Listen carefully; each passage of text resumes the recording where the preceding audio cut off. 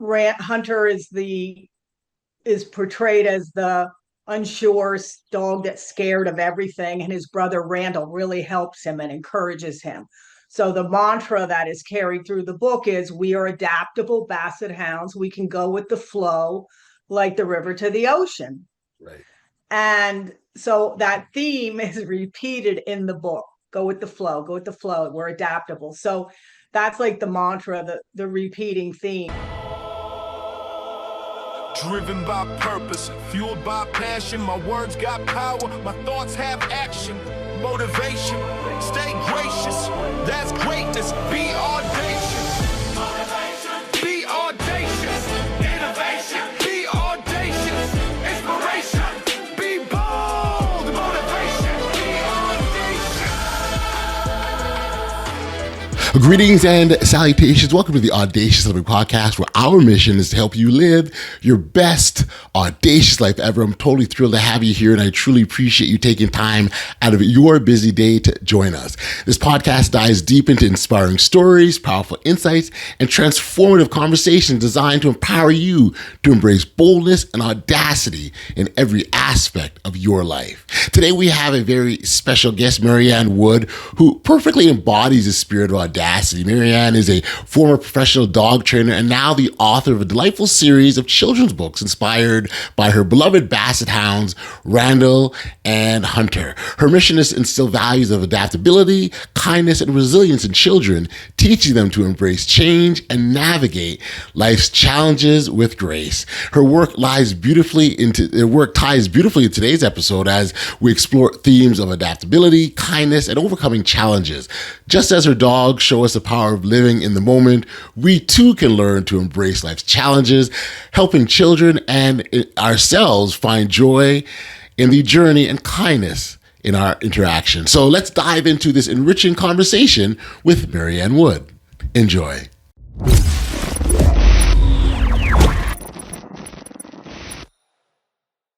Hey, Maryanne, thank you for joining me here today on the Audacious Living Podcast. I appreciate you making the time to do this. Oh, thank you so much. I've been looking forward to it. Yeah, no, this is great. I've always said how much I appreciate the opportunity to engage in dialogues and that will potentially can help others, right? Like even through their lives. And so, one person walks away with one insight that they can change and impact themselves in a positive way, and maybe even those around them. I think that's fantastic. So I appreciate you. You helped me further my mission, so to speak, by being here. Now you have a unique story with respects to you've moved from you were a dog trainer for several years, then become sort of moved into Hmm. transitioning into an author of children's books, but you were inspired by two dogs of your own. So maybe as a starting point, I can get you to talk a little about your journey and what's got you up to this point, because I think, as I said earlier, much of the themes in your children's book very very much resonate with this podcast, which we'll get into. But let's kind of hear about your background, if you don't mind. Sure. So, yeah, I was a professional dog trainer for 15 years, which I enjoyed tremendously. And it really gives you an opportunity to, well, first of all, I always grew up with dogs. I love dogs my whole life. Mhm. And that was a dream job for me to be able to do that. And I would go to people's homes and work with their dogs and you're training the owners, obviously, as much as you are the people. I mean, as you are the dogs. You're really gotta the owners really have to understand how to make the connection with their dogs. And Mhm. so I loved it. And for 15 years I did that. And then I kind of said, all right, it's time to start a new chapter in my life. And I had quite a few years ago, I had the opportunity to inherit, if you will, or adopt from my sister her two Basset Hounds, Randall and Hunter, who themselves were rescue dogs. She had rescued them out in the California area where she was living. Okay. And she had them for several years. And then, unfortunately, she got very ill and couldn't care for them anymore. So she asked me if I would take them. And I said yes. course. So they flew out from San Diego to Vermont, where I live, and saw things they had never seen before. They saw snow for the first time. They saw Right. um, basically, the changing seasons, and Right. adapted to a new home and a new family. So the more I thought about them, I thought, they are really inspirational, and they really can help children learn to adapt and be open to change, which I think can be scary for all of us, adults Absolutely. included. Yeah. And so I thought about this years ago, doing this children's book, and then I didn't really act on it. And I was doing my dog training, and life went on. And Mhm. then honestly, one day I meditate every morning, Okay. and I just got this message. It's time to do this book. You've put Wow. it off long enough. You need to do this book about these Basset Hounds. And I thought, oh, I don't know. But I just knew that that message meant more than, it was just not a random message. I needed to act Right. on this. So I started to write about them. And what I thought was going to be one children's book turned into three, a series of Okay. three. And it really does take you through the lives of these dogs. The first book is all about, as I said, adapting to a new home, the changing seasons. And Hunter is portrayed as the unsure dog that's scared of everything, and his brother Randall really helps him and encourages him. So the mantra that is carried through the book is, we are adaptable Basset Hounds. We can go with the flow like the river to the ocean. Right. And so that theme is repeated in the book. Go with the flow, go with the flow. We're adaptable. So that's like the mantra, the repeating theme. And then in book 2, which is out, that came out about 3 or 4 weeks ago, it takes you into the theme of being adaptable and open to Right. change, but the situation gets greater in intensity, in terms of Hunter actually loses his eyesight, which Mm. actually did happen. And he became blind. But again, just inspirational, just moved through it with this, still had a zest for life, Right. learned his way around the house, learned his way around the yard, always knew where his food was. And I would have people visit, and they'd say, wow, Hunter, he's inspirational. Like, he doesn't let it bother him at all. Love it. And so, again, that, how wonderful is that to teach people, like, especially children, that you can have a disability and rise above it. And you, Mhm. with help from his brother Randall and some other little dog friends that are introduced in book 2, Yeah. he learns that, hey, I'm not alone, and I can do this, and I'm going to be okay, and I'm going to survive. So, you Love it. know, that I mean, they're just audacious, wouldn't you say? Yeah. Yeah. I Well, would and listen, say. there's no question, as you're speaking, I can see you beaming and you're smiling. And it's, you can literally, as you're talking about, the dogs. And I'm just curious. Mm. So tell me about Randall and Craig. What about them makes them the perfect subjects for a book series? Well, I think, one, I'm drawing from a lot of what actually happened Okay. when they came to live with me. And but I don't know if you're familiar with the breed, and you don't see them all that often. It's not Mhm. like, your Labradors and your golden retrievers and the breeds that you see a lot. But Basset Hounds are, they've got those long floppy ears and the shorter stubby legs, but they almost got like a full-size dog body, but they're quite short and squatty and the long ears. Hmm. And of course, they're in the hound family, so they make that oh sound, Right. when they, and there's something about them that I find so endearing. And it was interesting because I'll borrow something from what my sister said years ago. When she would walk them in California, Yeah. she said people would pass them and their faces would just light up because they're just so adorable. And she said they're like the goodwill ambassadors.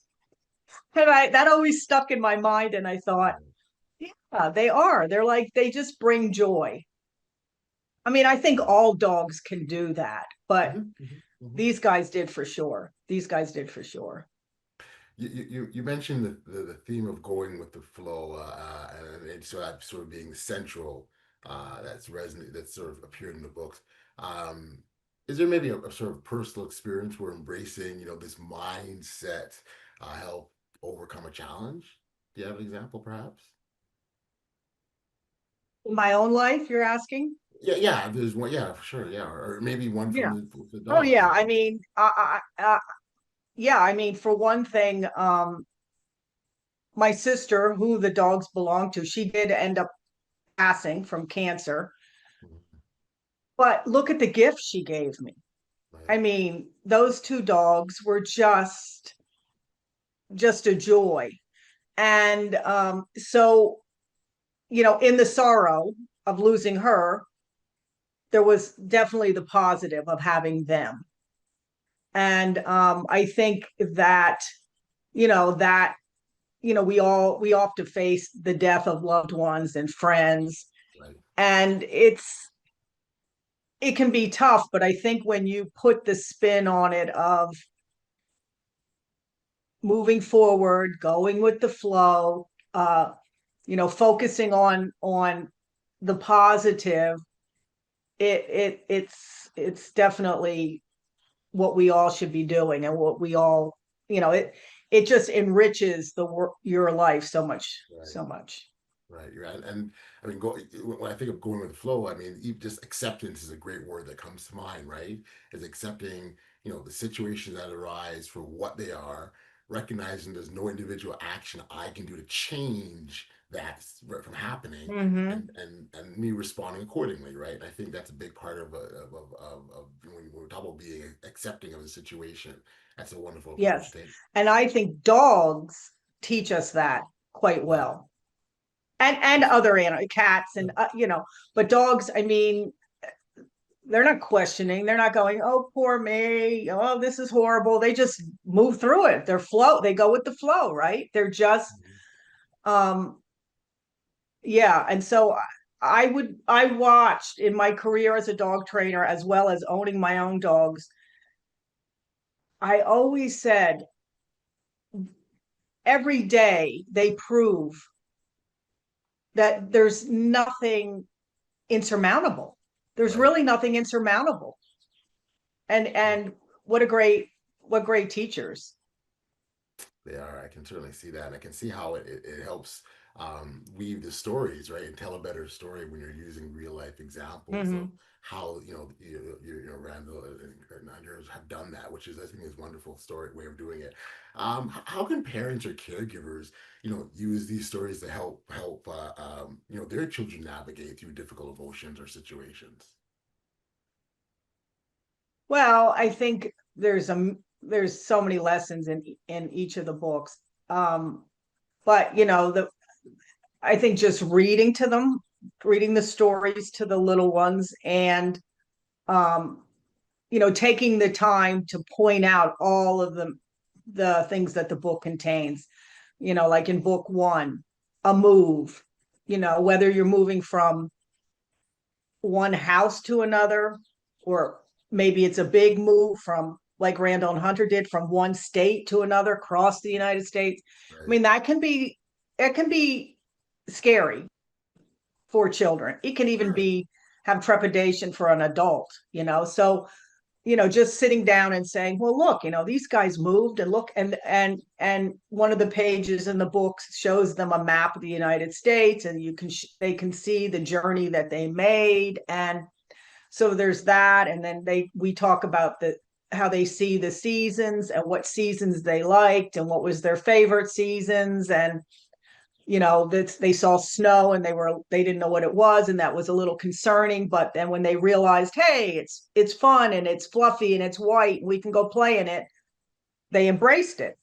um and then when you get into book two, and Hunter actually loses his eyesight, but yet his friends and his brother encourage him. You can do this. You got this. So it's just, I think there's a lot that a parent could point out to their children. And I also go to the schools, which I'm really enjoying. And I've been reading the book to the children at the schools.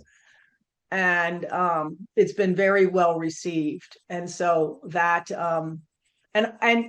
kids are just, they're like dogs in the sense that they don't have a lot of this, heavy mindset that adults Yeah. have. They're more open, The baggage of and life. they The baggage of ask. life, right? They don't have Yeah, that.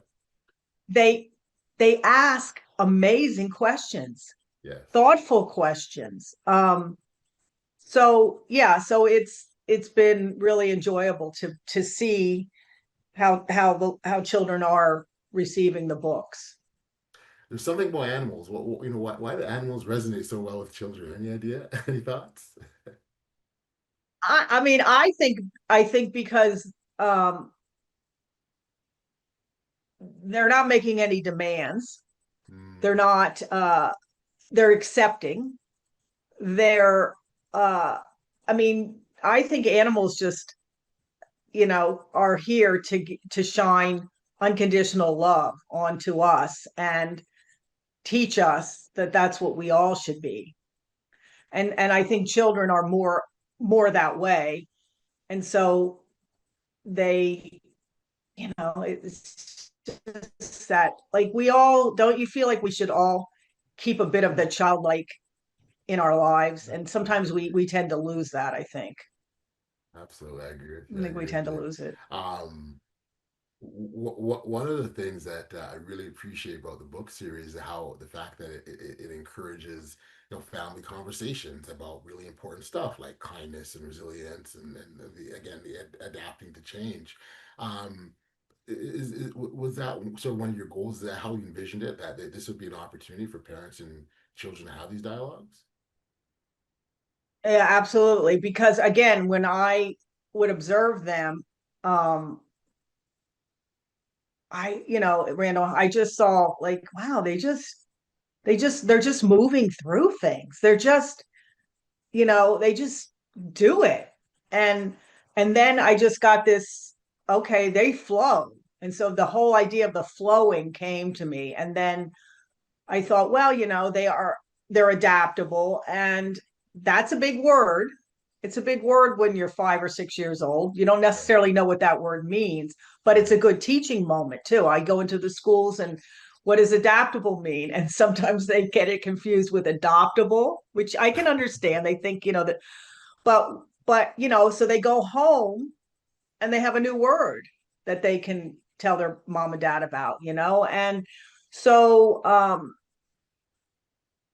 yeah, so it's yeah, when I going through the process of Hmm. writing it, I think it's like anything in life, when you are inspired to do it, it just Yes. flows. And I'm using that word flow, but it wasn't an effort for me to even put these books together, really. Yeah. The biggest effort was getting them out into the world physically. But Right. in terms of putting the ideas down, it wasn't hard because I felt like they gave me all the material I needed. Yeah, yeah, that's beautiful. Uh, the other theme of kindness and I guess kindness and friendship are sort of intermingled as well. That's a very when we talk Mhm. about children today, it's a very important theme. Is that something you're very intentional about? Like you wanted to ensure that message was also included? Well, and it's I'm glad you asked that question because like I said, when I first wrote it, I thought there was only going to be one book. And I thought it would just, I would incorporate the blindness piece, and then I ran it by some some people, and I said, what are your thoughts? Like, what do you think about this? And they said, you need to break it in. This needs to become a little mini series book. And they said, what if you introduced in book two some friends for Randall and Hunter, and these friends will be instrumental in helping Hunter adjust to his blindness, because nobody wants to think they're alone. Nobody wants to feel like they're so different that they don't fit in at all. And so, book two really talks about, it brings in two new doggy friends, and one in particular loves Hunter, and she just wants to make sure that Hunter never feels alone, and helps him. She's one of the primary ones that really helps him. So I think it's got that whole thing for children that, it doesn't matter. We're going to help you, and you're going to get through this no matter what it is. Yeah, no, definitely a sort of powerful theme. And Maryanne, I want to acknowledge because, and certainly give you credit for your own personal journey to make a transition from, again, the world of dog training to now children's writing, and you're in schools and reading to the kids. That's a pretty bold step, and considering that it's not something you've done before, you're taking a chance, and really, No. when you think of the themes of this podcast around being audacious, that's exactly what you've demonstrated through those very actions. Yeah, well, thank you. I appreciate that. I feel like, at some point in my life, when I feel like as a child I was pretty cautious, but when I got older, I mean, just even becoming a dog trainer, I had always been in like an office job, Hmm. throughout my life. And when I got this opportunity, I thought, what are you doing? Like, you're Right. just going to become this dog trainer? But, I think when you want to be audacious, and I'm sure you would agree with me, you have to take those leaps of faith, right? It's You a do. leap of faith. Yeah. And I find whenever I do that, I'm fine. Like, just do it. If it's in your heart and it's making you feel good, do it. Yeah. Just, The piece and so.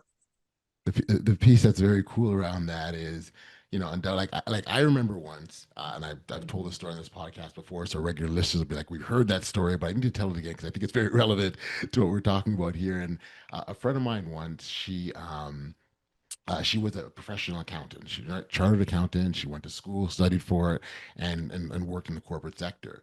She wasn't feeling fulfilled in that role. And we were sort of talking one day, and she was like, "Yeah, it's cool and whatever, but it doesn't get me excited."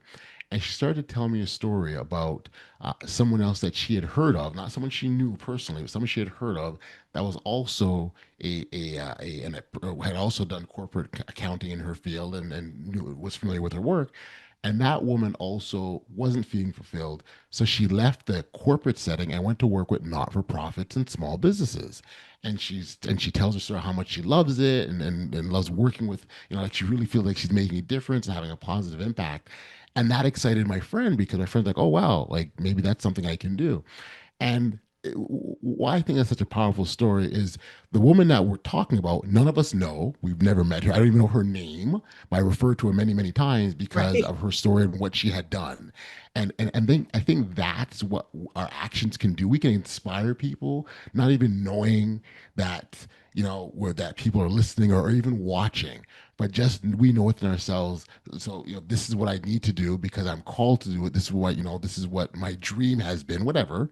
And that can mean so much to other people who are just standing by watching and wondering themselves if they can do this. And so when I hear about your Yeah, transition, what's slightly different, but it's very similar in that you've moved from one realm to another. Who knows how many future authors you've now inspired? So congratulations. that's right. And no, thank you. And it's interesting because when I've gone to a couple schools, some of the kids will, that's where I'll start out. I'll say, well, do you know what an author is? No, most of them know. Do you know what an illustrator is? Well, and then I'll say, if you like to write, maybe you'll be an author one day.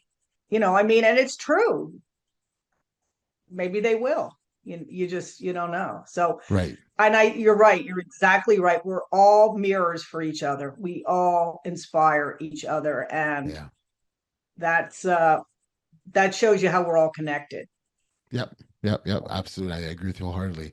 So in terms of, so you're up to 3 books now. Is there a series coming, or do you know like what's Yeah. next? So the third one is not out. The third one's not out yet. We plan to release it in August, Okay. and that one is, again, the overall titles are Randall and Hunter Go with the Flow, and then there's subtitles for each book. So the first book is Randall and Hunter Go with the Flow, Two Tails on the Move, because they make the move. Yep. The second one is Hunter's New View, because he learns to have a new view on life. And then Yep. the third one, which I don't want to say too much about yet, but it's good. It brings it all full circle, is Randall and Hunter Go with the Flow, Confidence Unleashed at the Shelter. Wow. So Okay. I'll let your mind wander about what that might be. But yeah. And the other thing I should say is each one of these books, I'm donating a portion of the profits to different rescue groups or that type of thing. So amazing.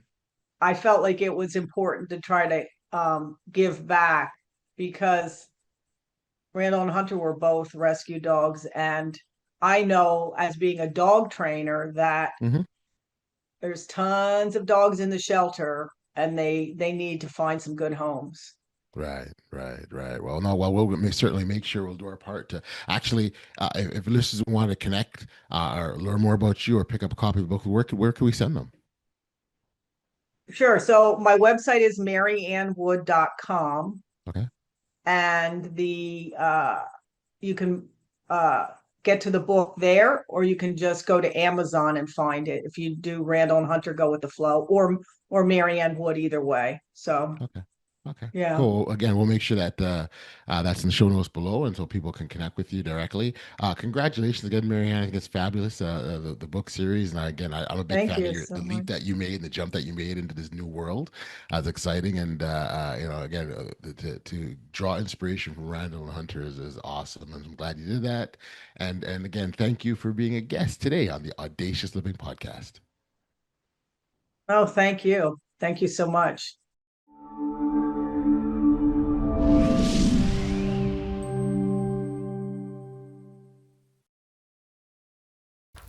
Back we are here on the podcast, and wow, what an inspiring conversation with Maryanne. One of the key takeaways for me is the incredible power of adaptability. Like her dogs, we can learn to embrace change and turn challenges into opportunities for growth.